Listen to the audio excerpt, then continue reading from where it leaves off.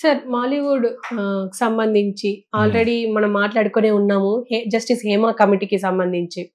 అయితే ఇప్పటికీ అంటే చాలా మంది హీరోలు దాంట్లో ఉన్నారు అని చెప్పేసి విన్నాము. జయసూర్య అని చెప్పి, సిద్దికి అని చెప్పేసి, మీరు అన్నట్టు దిలీప్. అండ్ ఈ రీసెంట్ గా ఈ కమిటీ గురించి నాకు ఏం తెలీదు అని చెప్పేసి రజనీకాంత్ అన్నారు. Super star Rajinikanth.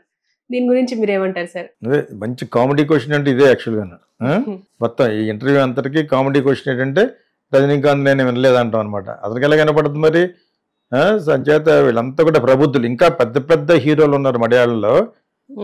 ఎవరైతే చాంబా అక్కడ అమ్మ అని వాళ్ళ అసోసియేషన్ పేరు, ఇక్కడ మాయాలవి, అక్కడ అమ్మ అంటారు అనమాట. అసోసియేషన్ ఆఫ్ మూవీ ఆర్టిస్ట్ ఏదో ఉందనమాట. ఇక్కడ దాన్ని తిరగేశారు మా అని, మూవీ ఆర్టిస్ట్ అసోసియేషన్ అని. అదే మళ్ళీ ఇద్దరం కలిసి మా ఎందుకని అలా పెట్టుకున్నారు. అదే అక్కడ అమ్మ, ఇక్కడ మా ఆర్టిస్టులకు సంబంధించింది అనమాట. వాళ్ళ మొత్తం టీం అంతా కూడా, ఎలక్ట్ అయిన టీం అంతా కూడా, ఇంక్లూడ్ మోహన్ లాల్ మెయిన్, వాళ్ళందరితో పాటు అందరూ రిజైన్ చేస్తారు. ఎందుకంటే ఆవిడ చుట్టుకుంటుంది. ఎందుకంటే వాళ్ళని స్పెసిఫిక్ గా మెన్షన్ చేసింది ఆవిడ. మూవీ ఆర్టిస్ట్ అసోసియేషన్ ఉన్నది దేనికి, వాళ్ళే దీన్ని ప్రేరేపిస్తున్నారు అనే మాట ఇది రాసి ఉంటుంది. టక్కన రిజైన్ చేస్తారు. తర్వాత ఆవిడెవడో ఎడ్యుకేట్ నాలాటోడు ఈ మాలీవుడ్ అనకండి దయచేసి, ఈ వుడ్ లేట్ అని నేను ఎప్పుడో 3 సంవత్సరాల క్రితం చెప్పాను. హాలీవుడ్ నుంచి బారో తెచ్చుకున్న మాటలు బాలీవుడ్, హాలీవుడ్, టాలీవుడ్, తొక్కలవుడ్, తొక్కనేను అన్నట్టుగాను తొక్కలవుడ్, బాలీవుడ్ అనొద్దని. హాలీవుడ్ వాళ్ళు పెట్టుకున్నారు, అది ప్లేస్ అది. ఓకే, దాన్ని కాపీ కొట్టకండి. ఇండియన్ ఫిలిం ఇండస్ట్రీలో మలయాళం సెక్షన్, కేరళ ఇండస్ట్రీ అని అనొచ్చు. యాక్చువల్ గాను వాడు ఎవడో చాలా గోల పెడుతూ ఒక ఇది పెట్టాడు కింద కామెంట్ అనమాట. దయచేసి ప్లీజ్ డోంట్. నేను అదే అంటాను, ఈ మాలీవుడ్లు హాలీవుడ్లు ఏంటి అసహ్యంగాను. హాలీవుడ్ నుంచి అడుక్కుని తెచ్చుకున్నాం ఎన్ని, వాళ్ళని కాపీ కొట్టి. సరే పక్కన పెట్టు, రామాయణంలో పిడకల వేటలాగా ఈ రజనీకాంత్ నేను వినలేదంటాం అనేది most joke of the year అనమాట. అంచేత ఇంకా చాలా మంది ఉన్నారు ప్రబుద్ధులు మలయాళంలో. పెద్ద పెద్ద స్టార్లు పొద్దున్న లెక్కితే సిస్టర్ కింద యాక్ట్ చేస్తుంది సినిమాలో, మదర్ కింద యాక్ట్ చేస్తుంది. వాళ్ళతో కూడా పట్టుకుంటారు వాళ్ళు. వాళ్ళే కాదు సినిమా వాళ్ళు అంతే. అదేదో ఆశ వేసింది అక్కడ క్యారెక్టర్ వరకే, అంత హిపోక్రసీ. కనీసం నా సినిమాలో ఇది చెల్లి కింద కూతురు కింద యాక్ట్ చేద్దాన్ని కూడా వదలరు వాళ్ళు. వాళ్ళ పేర్లు చెప్పదలుచుకోలేదు, ఎందుకంటే వాళ్ళే పడతారు ఒకళ్ళ తర్వాత ఒకళ్ళు. ఇందాక ఎవడో చెప్పే కదా, ఎవడో ఒక ఆర్టిస్ట్ బయటపడ్డాడని. అటువంటి వాళ్ళు చాలా మంది ఉన్నారు.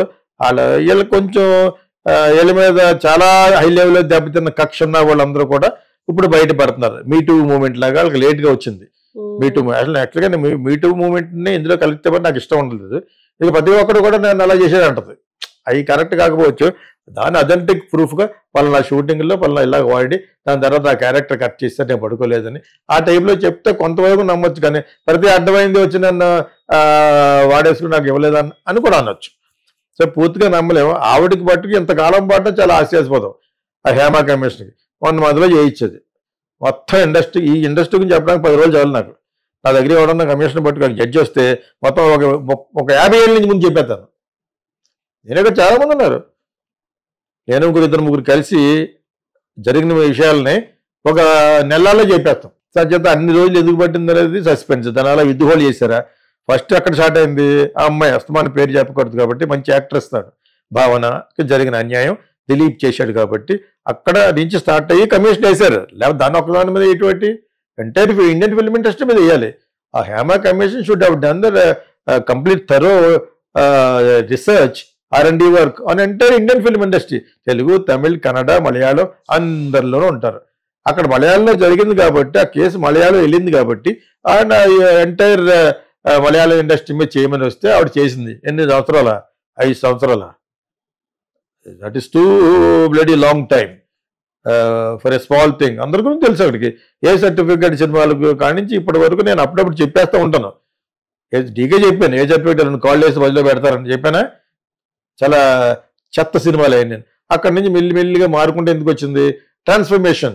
ఎలాగంటే వీడియోలు దొరికేస్తున్నాయి, సీడీలు దొరికేస్తున్నాయి, తర్వాత యూట్యూబ్ దొరికేస్తుంది. ప్రపంచం అంతా యూట్యూబ్లో ఉన్న ఫోటోగ్రఫీ అని దొరికేస్తున్నాయి. అవి తగ్గిపోయినాయి. లేకపోతే పరమ చెత్త సినిమాలు మలయాళం నుంచి వచ్చాయి ఒక సెక్షన్, ఇంకో సెక్షన్ మంచి సినిమాలు. ఆడూరు గోపాలకృష్ణ ఆర్ట్ సినిమాలు, ఆడూరు గోపాలకృష్ణ, పద్మరాజన్ గారు, వీళ్ళందరూ కూడా మంచి మంచి సినిమాలు తీశారు. తర్వాత middle of the road directors వచ్చారు, షాజీ అండ్ చాలా మంది ఉన్నారు, మంచి మంచి డైరెక్టర్లు వచ్చారు. ఓకేనా, పేరు సడన్గా గుర్తురావట్లేదు, వాళ్ళందరూ తెలిసిన వాళ్ళే. సో ఆ విధంగా మంచి సినిమాలు, ఇటు పాట ఉంటుంది, అన్నీ ఉంటుంది, మంచి సినిమాలు.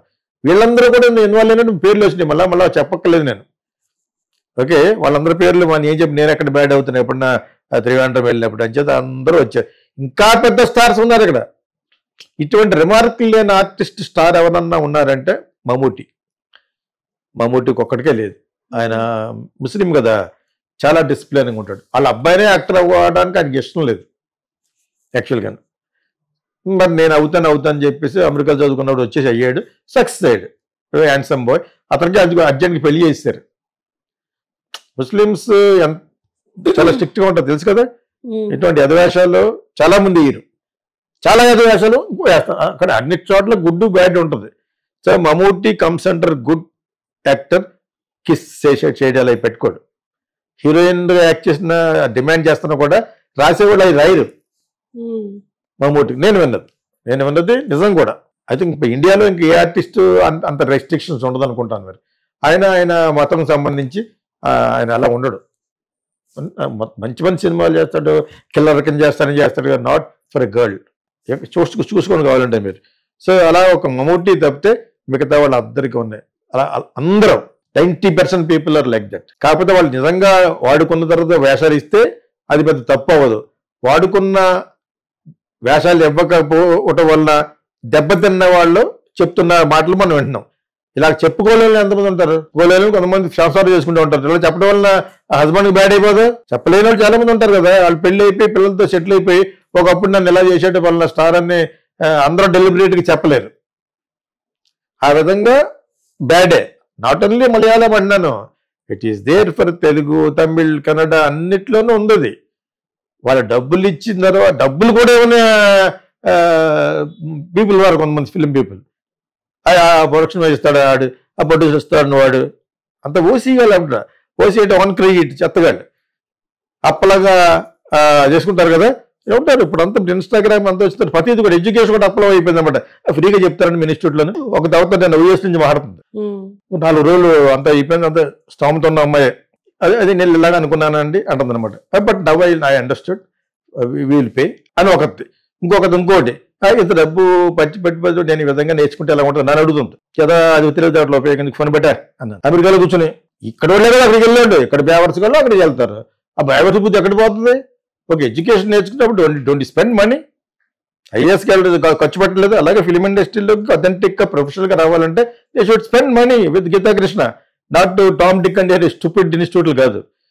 వన్స్ అగైన్ ఈ సందర్భంలో ఇది చెప్పానంటే డబ్బులు ఇవ్వకుండా కూడా అమ్మాయిల దగ్గర పడుకునే వాళ్ళు ఉంటారు. మేబీ మలయాళంలో ఎక్కువ ఉన్నారేమో ఆవిడ కమిషన్ ద్వారా. అదే కమిషన్ ఈ 4 ఇండస్ట్రీ మీద కూడా వేస్తే అప్పుడు అర్థం అవుద్ది. అదే కమిషన్ కాకపోతే ఇంకొక జడ్జినో రిటైర్డ్ జడ్జినో వేస్తే బ్రహ్మాండంగా వస్తుంది. Why give me a contract, I will do it. నేను ఎందుకంటానంటే నువ్వు చేయగలవు అంటారు, చేయగలను, ధైర్యంగా చెప్పగలను, ధైర్యంగా కోర్టుకి ఇవ్వగలను. ఎవరెవరు చేశారో కూడా ఇచ్చేస్తాను నేను పేర్లు. ఇలా చేస్తేనే కొంత కంట్రోల్ అవుతుంది. ఇక్కడ మాట్లాడమని నీతో అందరూ మాడతారు ఆ టైంలో. అక్కడ కూడా చాలా పెద్ద స్టార్స్ ఇన్వాల్వ్ అయి ఉంటారు, ఒక మమ్మూటి తప్పని నేను అనుకుంటాను. Okay sir, thank you.